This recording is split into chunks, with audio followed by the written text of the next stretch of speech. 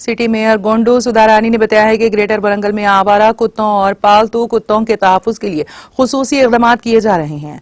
Warangal SVP road के Venkateswara garden में municipal corporation के ज़ेर एहतमाम आवारा पालतू कुत्तों के इंतजाम के सिलसिले में एक बेदारी प्रोग्राम का इनेकाद किया गया, जिसमें आने वाले गर्मियों के मौसम के पेश नज़र city mayor गोंडू Sudharani, commissioner Rizwan Sheikh बादशाह, एडिशनल कलेक्टर राधिका, कॉरपोरेटर्स भी मौजूद थे।